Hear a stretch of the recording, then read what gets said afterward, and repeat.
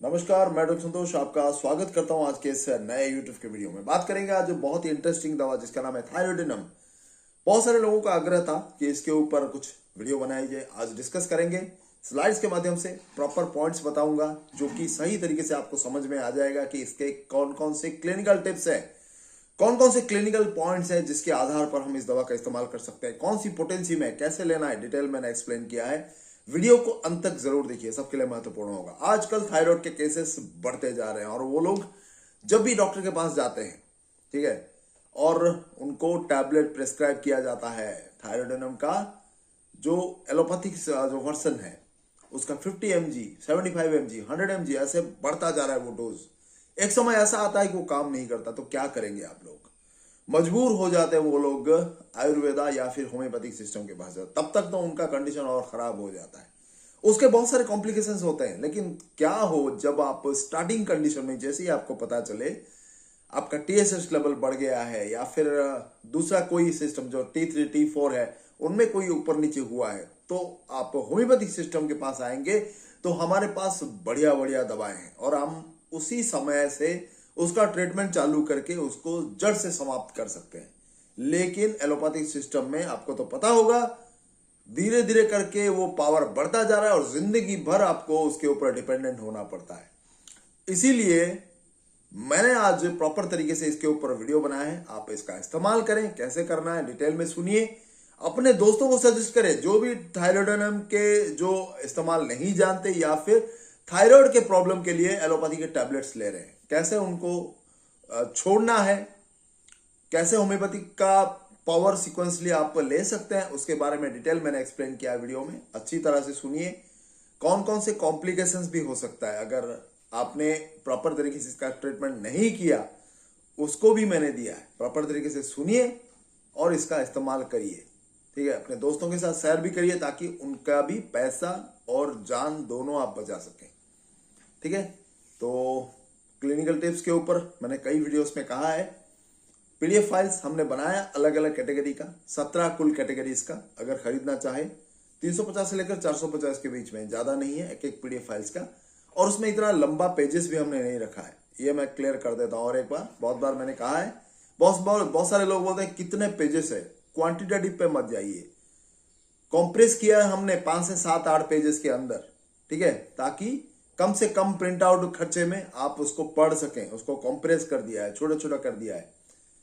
100 से 200 clinical tips आपको मिलेगा। क्वांटिटेटिव पे मत जाइए, क्वालिटी देखिए उसका। 100 to 200 क्लिनिकल टिप्स है।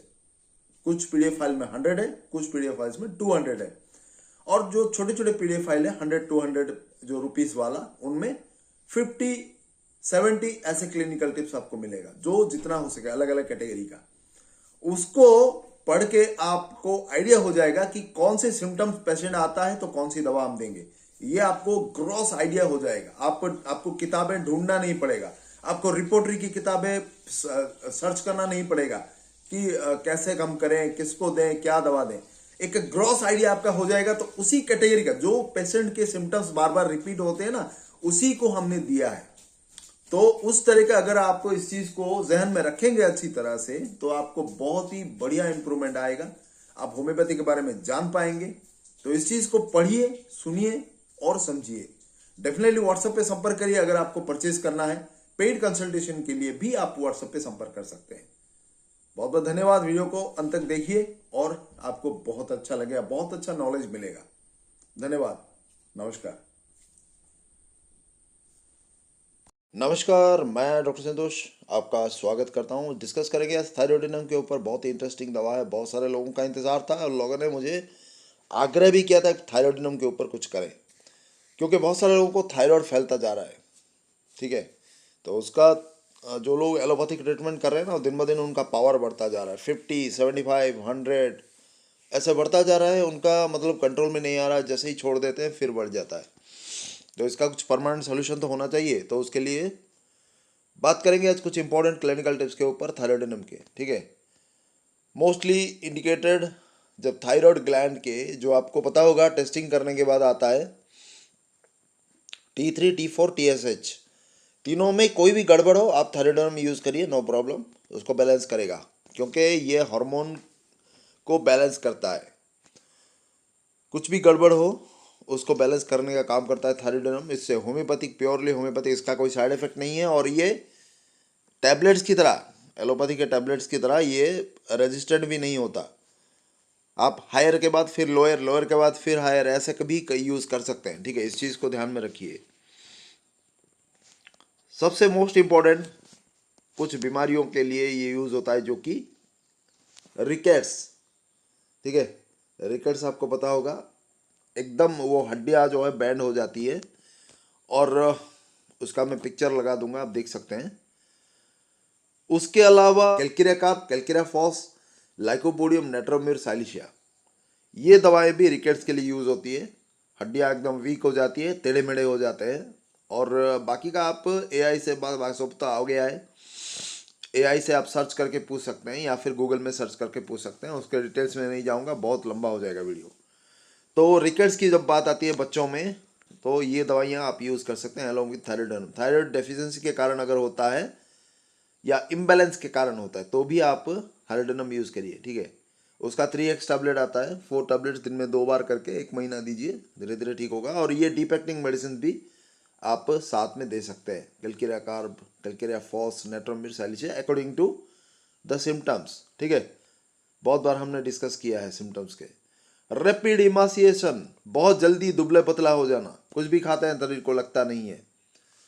और कारण बहुत सारा हो सकता है, थायराइड का प्रॉब्लम या फिर दूसरे कोई ग्लैंड्स का प्रॉब्लम।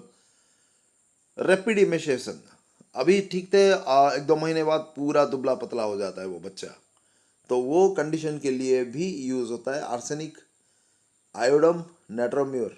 ठीक है, ये 3 दवाइयाँ आप हमेशा याद रखिए। क्रेटिनिज्म, क्रेटिनिज्म भी पता होगा, जो कि कॉन्जेनिटल थायराइड हाइपोथायराइडिज्म भी बोलते हैं उसको। और बचपन से अगर उसके छोटे उम्र में थायराइड का प्रॉब्लम आ जाए और उसको ट्रीट ना किया जाए सही तरीके से, तो बच्चा एक तरह से पूरा, जो आप पता है ना, वो एडीएचडी हो या फिर बच्चे का जो दिमागी संतुलन नहीं रहता, प्रॉपर डेवलपमेंट नहीं होता, फिजिकल भी प्रॉपर ग्रोथ नहीं हो पाता। ठीक है, और ऑटिज्म में जैसे हम लोग सिम्टम्स देखते हैं ना, उसी तरह का सिम्टम आ जाता है। प्रॉपर फिजिकल ग्रोथ भी नहीं होता, मेंटल ग्रोथ भी नहीं होता, और इंटेलिजेंसी भी कम होती है उसमें, तो उस तरह का हो जाता है। और ये आप उसके लिए भी यूज़ कर सकते हैं, वही चीज़ है जो कि हम ऑटिज्म में यूज़ करते हैं, अरोमेटालिकम, बरेटाकार्ब, आयोडम। ठीक है, ये 3 दवाइयाँ भी इस्तेमाल होती है along with thyroidinum. Muscular weakness भी बहुत ज़्यादा रहता है, ऑब्वियसली हार्मोनल इम्बैलेंस होने के बाद मसल्स फंक्शन ठीक से नहीं करता, नर्वस सिस्टम भी उनका जवाब दे देता है। तो जल्सिमियम, नेट्रोम्यूर, ओपियम, साइलिशिया, ये दवाएं भी आप इस्तेमाल कर सकते हैं मस्कुलर वीकनेस के लिए। इजी फैटिग, बहुत जल्दी उनका जो कमजोरी आ जाती है, बहुत तेज कमजोरी, Kali phos, picric acid. Arrested development in children, अभी मैंने कहा कि ऑटिज्म में जैसे हमने डिस्कस किया है कि उनका प्रॉपर डेवलपमेंट नहीं हो पाता, ग्रोथ नहीं हो पाता, फिजिकल हो या फिर मेंटल हो, वो अरेस्टेड मतलब वो रुक जाता है। बरेटाकार्ब, कैल्केरिया फॉस, मेरक्सोल, साइलिशिया, इन दवाइयों में भी वो चीज़ आपको देखने को मिलेगा। तो डेफिनेटली आप इस चीज़ को ध्यान में रखना। ठीक है, इन दवाइयों को। Nose dry indoors, moist in open air, घर के अंदर रहने पर नाक पूरा बंद रहता है, खुली हवा में नाक थोड़ा बहने लगता है, नक्सवामिका का लक्षण है। ठीक है, पल्पिटेशन फ्रॉम लीस्ट एक्सर्शन, थोड़ा सा भी काम करने पर बहुत ज़्यादा पल्पिटेशन होना, ये थायराइड के डिसऑर्डर को दर्शाता है, और उसमें आप इन दवाइयों को भी प्रेस्क्राइब कर सकते हैं। ठीक है, ये चीज़ आर्सेनिकम, एल्बम, फॉस्फोरस बहुत स्पेसिफिक है इन दवाइयों। ठीक है, थोड़ा सा भी मूवमेंट करने पर, काम करने पर धड़कन बढ़ जाती है, दिस इज कॉल्ड पल्पिटेशन। धब धब धब धब ऐसे फील होता है और काम नहीं करेगा, ऐसा लगता है कि हार्ट बहुत तेजी से भाग रहा है थोड़ा सा भी काम करने पर, वजन उठाने पर। Arsenic, phosphorus, thyroidinum. Pulse weak and frequent with inability to lie down, सोने पर भी उनका धड़कन बहुत ज़्यादा बढ़ जाता है, लैकेसिस की तरह। Cough on entering a warm room from cool air, ठंडी हवा में घूम रहा है, ठीक है, जैसे ही वो गर्म कमरे के अंदर घुस जाता है खांसी शुरू हो जाती है। बहुत इंपॉर्टेंट है, थायरोइडिनम के अलावा antim crud, bryonia, medorrhinum, natrum carb, nux vomica, इन दवाइयों में भी है। Dry painful cough with scanty difficult expiration and burning in pharynx. ठीक है, खांसी के साथ जलन भी होता है गले में और बलगम भी जल्दी निकलता नहीं है। ऑयली मस्टी स्वेट्स, एक मतलब सरसों की तरह उसका जो पसीना है उसका बदबू आता है। मैक्सॉल थायरोडिनम। एक्सोथर्मिक गॉइटर, ये तो कॉमन चीज़ है, आपको पता होगा। आंखें बाहर निकल आती है और गलगंड रोग हो जाती है, घेंगा। स्पॉन्जिया उस पर भी काम करता है। आई बॉल्स प्रोमिनेंट, वही चीज़ है, आंखें बाहर निकल जाती है, बड़े बड़ी आंखें हो जाती है, स्ट्रामोनियम की तरह। प्रोग्रेसिव डिमिल्यूशन ऑफ साइट, धीरे धीरे आंखों में दिखाई देना भी कम हो जाता है। ये सब थायराइड के डिसऑर्डर है और धीरे धीरे करके आप इसका अगर इस्तेमाल करें होम्योपैथिक सिस्टम का, वो सारा सिम्टम्स जाएगा। लेकिन एलोपैथिक सिस्टम में धीरे धीरे पावर बढ़ेगा और एक समय ऐसा आएगा तो वो हाइपोटेंसी में भी आपका रेस्पॉन्ड नहीं करेगा, तो क्या करेंगे आप बताइए। तो प्रोग्रेसिव डिमिल्यूशन ऑफ साइट में कल्किराकार, फास्फोरस, सल्फर भी आप इस्तेमाल कर सकते हैं। थर्स्ट फॉर कोल्ड वाटर, ठंडा पानी पीने की इच्छा बहुत ज़्यादा, यही चीज़ आपको ब्रायोनिया, कैल्किराकार, नाइट्रोम्यूर, फास्फोरस, सल्फर में भी मिलेगा ये चीज़। ठीक है। डिज़ायर फॉर स्वीट्स, बहुत ज़्यादा मीठा खाने की इच्छा, यही चीज़ आपको हमने बताया था अर्जिनम नाइट्रिकम में। कैल्किराकार, लाइकोपोडियम, मैक्सॉल, सल्फर, इनमें भी है desire for sweets. Desire for sweets तो सबको होती है, लेकिन वो वाला नहीं है। जिनको बहुत इच्छा होती है मीठा खाने की, बहुत इच्छा, मतलब एक बार में 5, 7, 10 ये खा लेगा, तो दैट इज कॉल्ड डिज़ायर। आप उसको पेशेंट को जो पूछना, तो ऐसे ही कैजुअली मत पूछना तुम्हें मीठा खाने की आदत है क्या, बहुत सारे लोग ऐसे पूछते हैं। नो, आप पूछना कितना इच्छा है तुमको, मीठा देखोगे कितना खा सकते हो तुम, वो बोलेगा मैं 5, 10, 15 जो भी खा सकता हूँ, इतना डिज़ायर है, दैट इज कॉल्ड डिज़ायर। ठीक है, तो हर किसी को मत पूछ लेना, उसको काउंट मत कर लेना। Intensity, you have to see the intensity of desire. ठीक है। पॉलीयूरिया, बहुत बार यूरिन होना, बार बार यूरिन, बात की थी हमने अर्जिनम नाइट्रिकम, कालीफॉस, लाइकोपोडियम, मैक्सॉल, सल्फर में। ठीक है। कोल्ड हैंड्स एंड फीट, हाथ और पांव एकदम ठंडा पड़ जाता है, कल्किराकार, सेपिया, स्ट्रामोनियम में भी है। ठीक है। रोलिंग, फ्लैचुलेंस, गर्गलिंग, ये सब होता है, लेकिन ये तो बहुत सारे दवाओं में है। जनरली ओवरऑल ये काम करता है आपका ये जो सिम्टम्स है, exothermic, desire for sweets. Thyroid के किसी भी तरह का जो गड़बड़ है, आप आराम से इसका पोटेंसी से आता है 3x से स्टार्ट करें, फिर जाइए 6x में। ठीक है।